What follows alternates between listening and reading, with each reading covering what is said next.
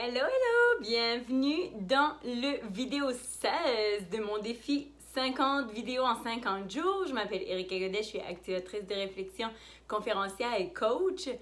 Aujourd'hui, j'avais envie de te parler de formation. Mais pas comme nécessairement des formations scolaires ou des formations qui te donnent un diplôme. Des formations au sens large. Est-ce que tu as été à l'école, sûrement, jusqu'à un certain temps?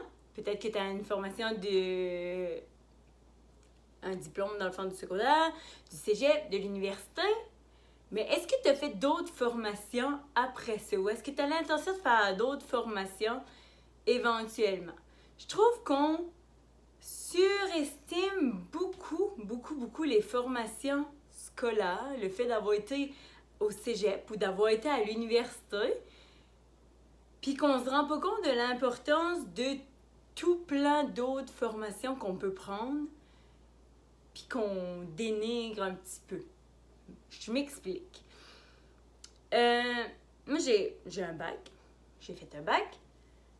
Puis, quand j'ai fini l'université, moi, je suis quelqu'un qui adore vraiment beaucoup apprendre. J'aime vraiment ça. Je veux tout le temps apprendre des nouvelles choses.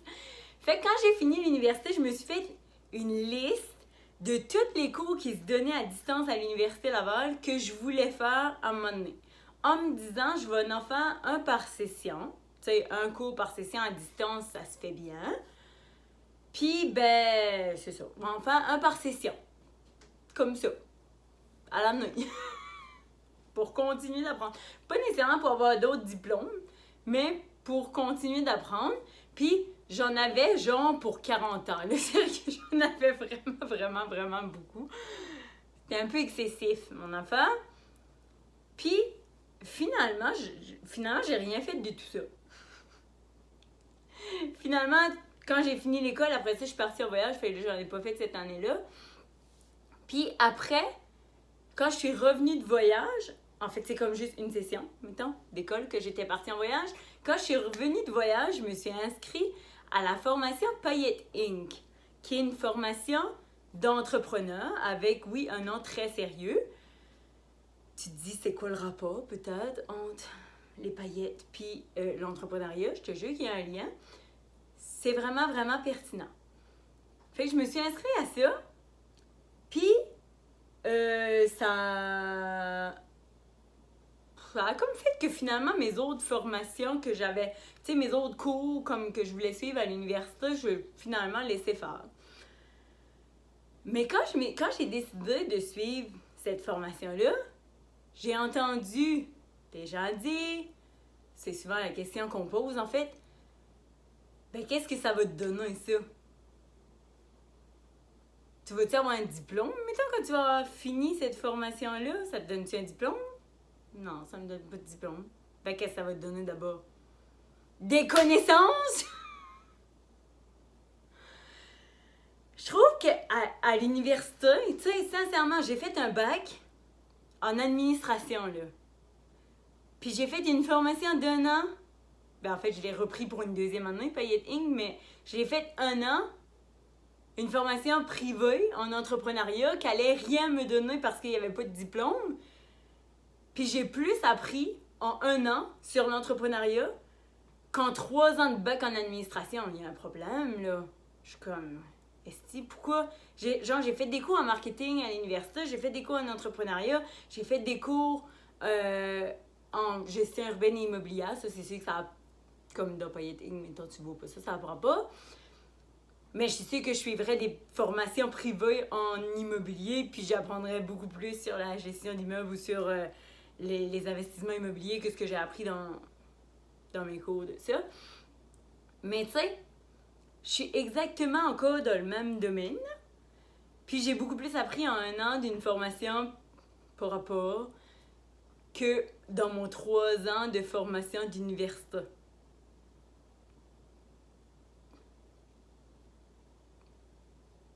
Mais j'ai un papier. J'ai un bac. Ça, c'est important, avoir un bac.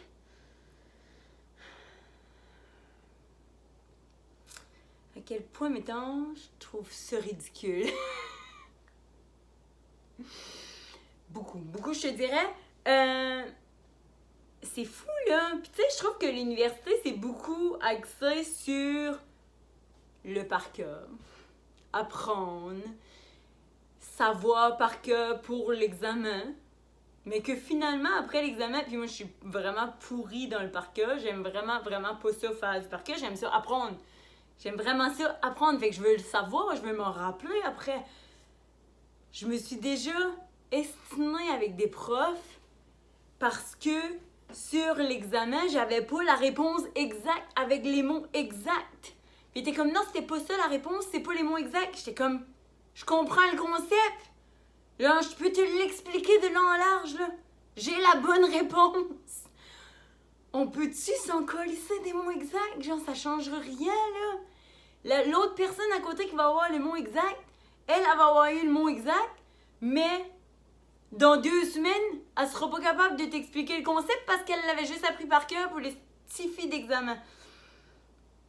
C'est ça. Petite montée de lait. Mon amour pour l'école. J'aime vraiment l'école. J'ai aimé ça, mes années d'université. J'ai adoré mon cégep, mais j'ai fait mon cégep en sciences humaines, c'était moins du par cœur. Mais j'ai vraiment aimé ça. Mais bref, tout ça pour dire que j'ai un petit... Ouais, j'aime pas le par cœur. Fait que j'ai appris des choses, oui, à l'université. J'ai eu des cours qui étaient... mais tellement pas à jour. Genre... J'ai eu un cours de marketing international.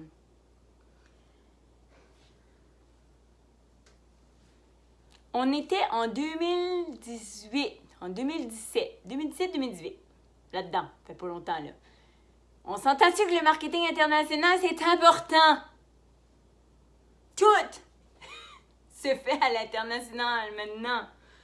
Ça aurait tellement pu être un cours pertinent. Ça aurait tellement pu être intéressant. Le cours aurait pu s'appeler Histoire du Japon. Sérieux? Ça avait pas rapport. On a juste parlé du Japon. Je sais pas pourquoi l'international, c'est juste le Japon, ça a de l'air, là. Tu sais, le prof, il avait genre 92 ans, puis ça faisait 150 ans qu'il donnait ce cours-là, puis c'était encore les mêmes notions qu'il y a 150 ans, puis il avait visité le Japon, puis il aimait bien ça, là. Je sais pas, mais c'était d'un ridicule. Mais j'ai un bac! J'ai un papier! C'est important d'avoir un papier! Je pensais pas me fâcher autant dans cette vidéo-là. Bref, je trouve ça super important de continuer à se former. Puis je trouve qu'on apporte beaucoup trop d'importance à ce monzus de papier-là qui te dit oui, t'as réussi, t'as un bac, t'as appris des choses par cœur pendant 3 ans, puis tu t'en rappelles de rien, mais t'as un bac. Puis que après ça, genre ton bac, que tu l'aies fait en 1960 ou en 2018, t'as un bac. C'est ça l'important. Mais on s'entend-tu que si t'as fait ton bac en 1960, puis que t'as jamais rien appris de nouveau dans ce domaine-là depuis ce temps-là, t'es peut-être plus à jour. Contrairement à la personne qui a pas de bac, mais qui s'intéresse full à ce domaine-là, puis qui apprend par elle-même, dans des formations où elle n'a pas nécessairement de diplôme, fait que c'est pas comme officiel, elle est peut-être beaucoup plus formée, puis beaucoup plus pertinente pour la job. Mais non, c'est pas comme ça que ça marche, Adela! Ben, de la misère avec ça. Fait que j'ai fait Paillettes Inc. C'était vraiment pertinent. Je l'ai repris une 2e année parce que on peut le reprendre à l'infini. Je l'ai repris une 2e année. Cette année, j'ai aussi pris la formation de Martin Latulippe qui s'appelle l'Académie Zéro Limite, qui est aussi pour les entrepreneurs du web, tout ça. Super pertinent, Martin Latulippe. Il est excellent. J'ai pris du coaching privé. j'ai pris plein de formations, plein d'autres petites formations ici, là, mettons. Ça me donne pas de diplôme. Mais c'est tellement, il me semble, plus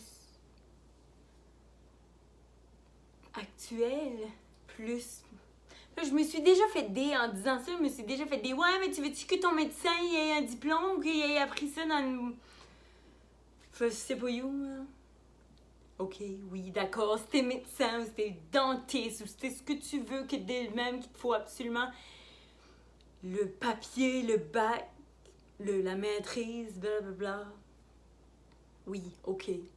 Mais encore là, je suis sûre que tu peux être médecin, puis pas être très bon. Désolée, mais oui. Parce qu'il y a une petite différence entre être bon sur papier puis être bon dans la vraie vie. C'est pas la même affaire. Puis oui, ok, tu vas me dire qu'il y a des formations pratiques, là. Ça doit, j'imagine, j'espère. Sinon, j'aime autant un médecin qui a appris la médecine dans le fond d'un champ, je sais pas où, qui était obligé de se débrouiller. Parce qu'au moins, ça a marché, ces affaires. Puis le pratiquait. Parce que bref, non, ça va loin. C'est pas ça que je voulais. C'est pas de ça que je voulais parler. Mais est-ce que tu continues de te former? Est-ce que c'est important pour toi de te former? Est-ce que tu continues d'apprendre sur des choses qui t'intéressent? C'est surtout ça. Est-ce que, tu sais, je pense que quand on est dans quelque chose qui nous intéresse, puis quand on est dans un domaine qui nous intéresse, quand on apprend sur des choses qui nous intéressent, on veut toujours en savoir plus parce que, ben, ça nous intéresse. Fait J'espère que tu continues d'apprendre. Parce que je trouve ça dommage que on apprenne jusqu'à 25 ans, 23 ans quand on sort de l'université. Moi, j'ai sorti à 26, mais 23 habituellement.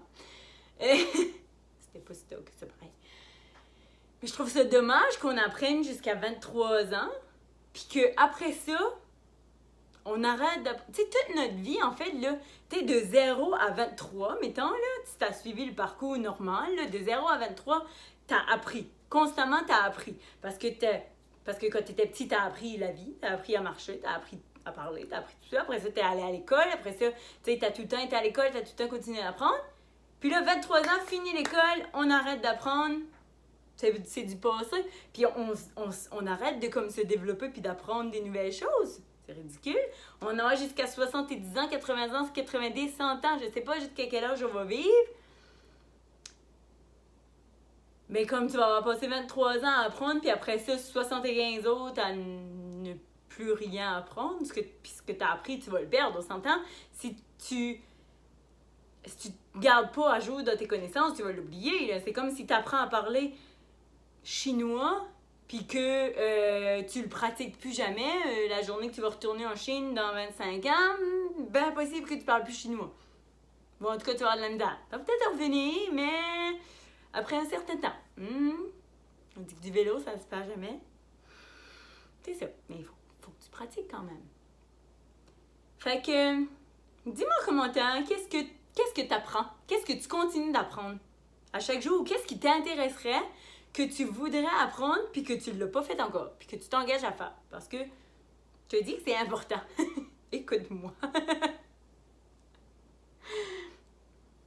C'est ta décision. Tu as le droit de ne pas apprendre. T'as le droit. C'est quoi tes raisons si tu veux pas apprendre de nouvelles choses? Dis-moi là, ça m'intéresserait. Fait que je te laisse là-dessus pour aujourd'hui. J'ai déjà dépassé mon 10 minutes de pas mal. Je te souhaite une bonne journée, une bonne soirée, parce que quand tu vas l'écouter, il va être tard. Ou si tu l'écoutes une autre journée, il va être de bonne heure, j'en sais rien. Abonne-toi ici. Écris-moi en commentaire, aime la vidéo. Tu sais que si tu t'abonnes, tu reçois des notifications quand je sors un nouveau vidéo, hein? Fait que comme ça, tu peux directement le voir. Puis si tu t'abonnes pas, ben il sort à tous les jours à 8h le soir là, de Québec, à l'heure du Québec. Fait que si tu t'abonnes pas, viens voir à 8h le soir. Puis si tu t'abonnes, tu vas recevoir une notification chaque jour. Bonne journée. Bye là.